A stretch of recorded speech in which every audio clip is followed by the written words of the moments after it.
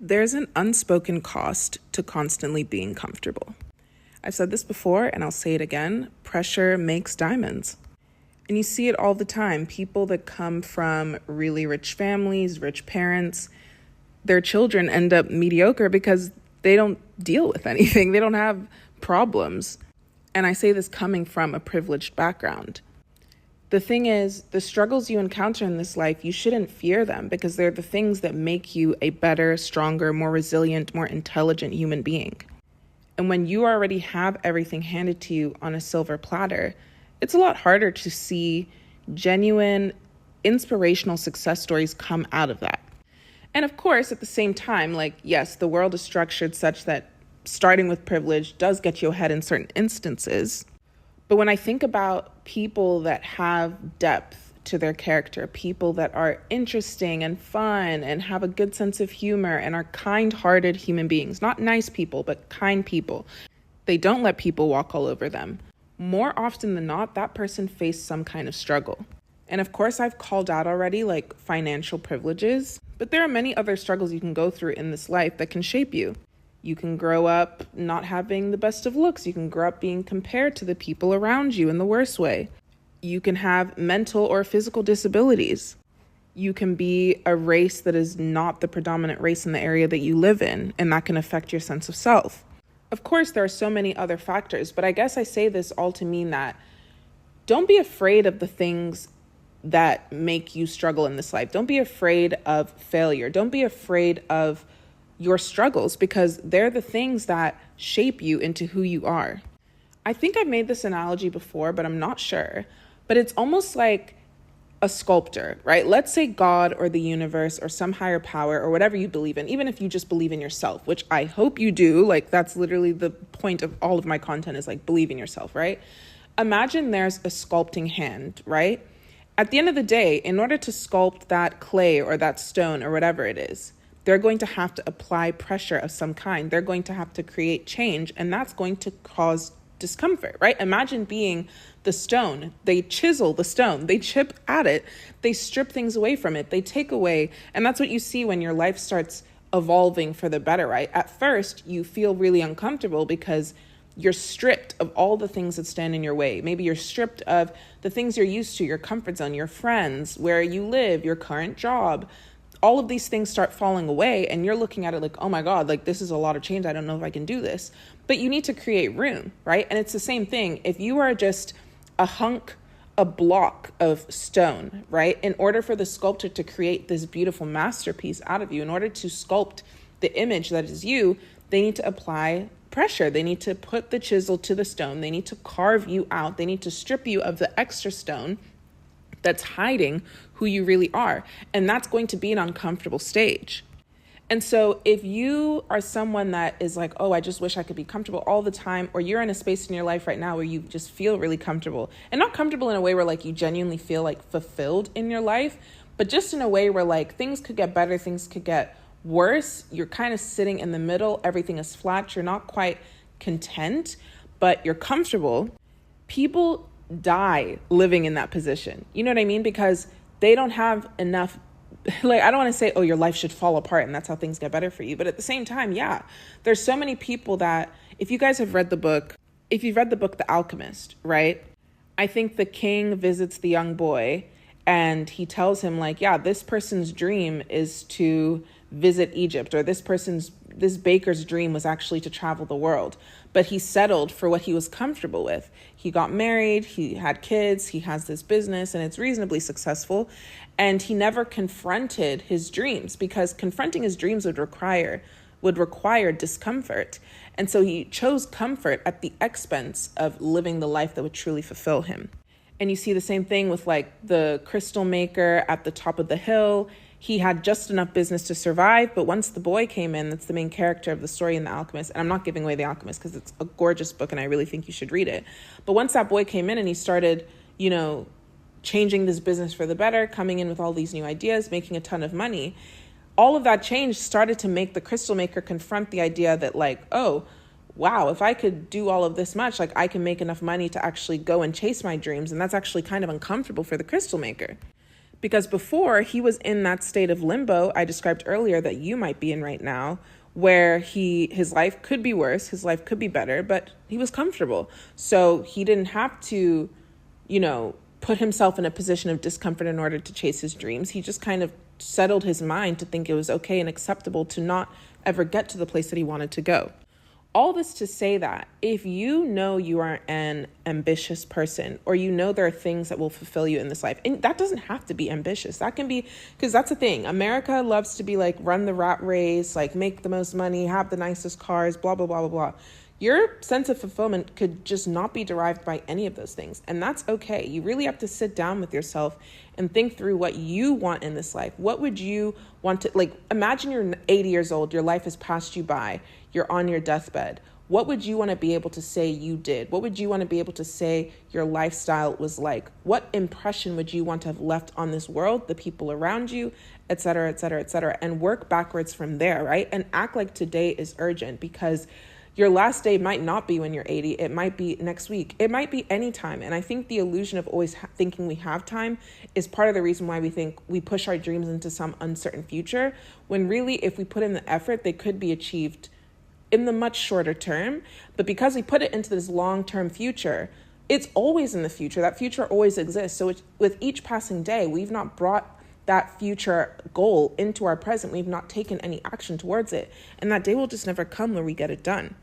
So think about the things that you truly want in this life, not derived by what they tell you should want, that you should buy designer, that you should do this. If you really don't, sit down and think if you really care about those things. If you care about those things, that's fine. I'm not judging you. I'll never judge a girly girl for wanting to be materialistic, okay?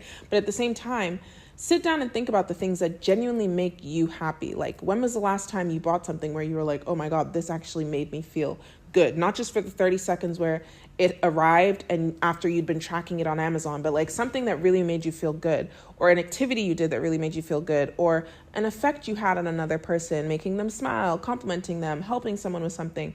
When was the last time you really felt happy? And if you can't think of a time, then it's time to start brainstorming and changing what you do day to day to find that feeling, right? Because once you know what it is that you want, it's a lot easier to work to put more of that into your day to day. But again, I think the point of this message overall today is I just really want you to understand and start to feel okay with the fact that when your life begins to change for the better, or if you want to jumpstart your life for the better, it's going to require discomfort. And sometimes being too comfortable in a spot of limbo in your life that actually isn't what you want is going to be the reason you don't end up getting what you want, because you could be worse. You obviously could be better, but there's no discomfort to really push you towards anything. You have to then, at that point, be very self-aware and say, this is not enough for me for whatever reason. I want to live a fulfilled life in XYZ way. This doesn't have to be about money. This doesn't have to be about a certain job. This is truly driven by you. I'm not even really giving you ideas for what it can look like, because it comes from you. Are you living in the place you want to live? Are you surrounded by the kinds of people you want to be surrounded by? Are your daily experiences what you think is you're close to what your perfect day looks like, right? If you are in a state of limbo where you're too comfortable, then you have to be the one that's self-aware and starts taking that action. And whatever that goal is that you've decided, right? You've imagined you've imagined yourself at 80, you've worked backwards to today, the things that you need to be doing, right? And you want to start with step 1. And I just want to warn you that as you take those steps to become the better version of yourself, a lot of things might be stripped from you. And just know that that's the discomfort, that's the stone being chiseled away so that you can be revealed as the masterpiece that you are. So lean into that discomfort, look into it, search into it and be attentive to what that can teach you instead of being afraid, instead of feeling like you should retreat back to the life that you had before. No, get comfortable with the idea that things are going to go wrong. You're going to lose friends, you're going to lose situations, you might even lose jobs that you thought were everything that you wanted, but they are leading you to the path that you now have decided you're taking.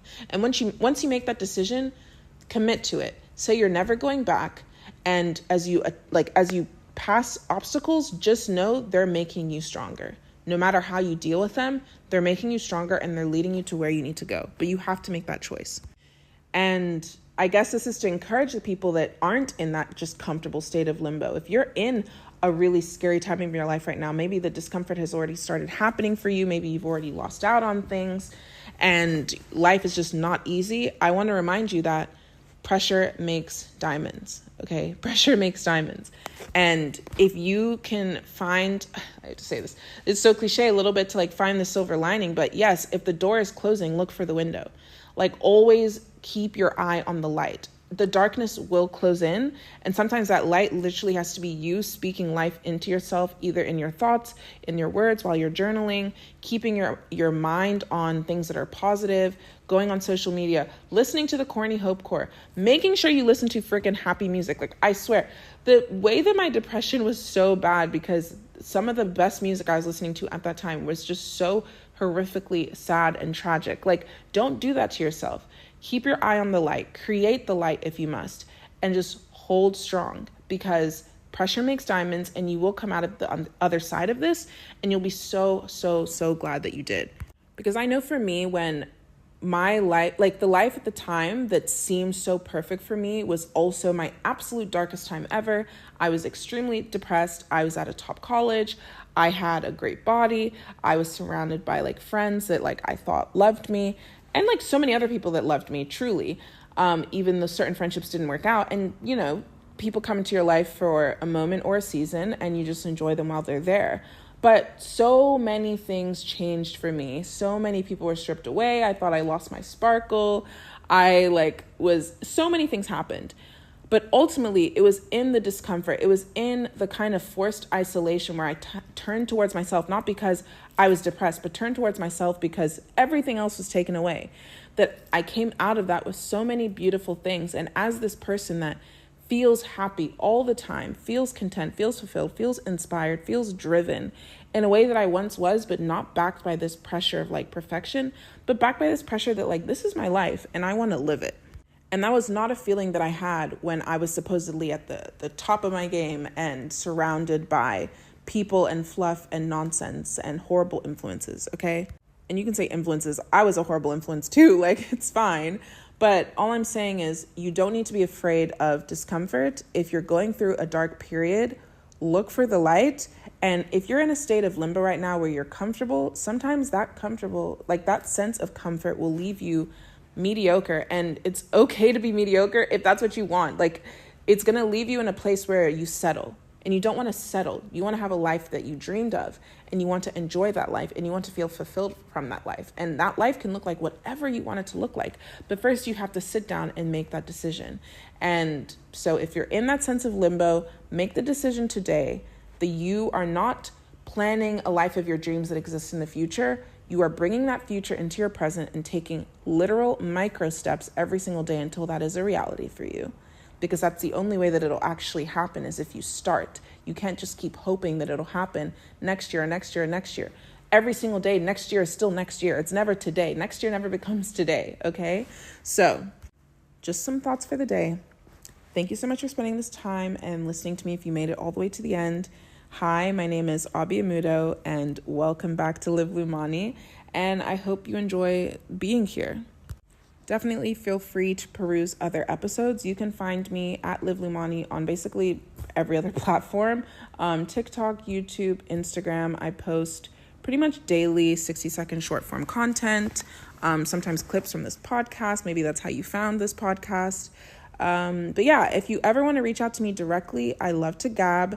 We can yap on livelumani.com/connect. Just send me a message, and that also signs you up for weekly letters from me, which are basically these podcasts, but like in a little letter just for you.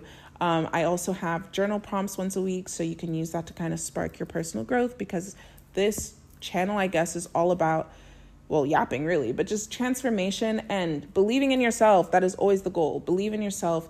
It is never, ever too late to try. The best time to try was 10 years ago, and the second best time to try is right now, like literally. And you can do anything you set your mind to.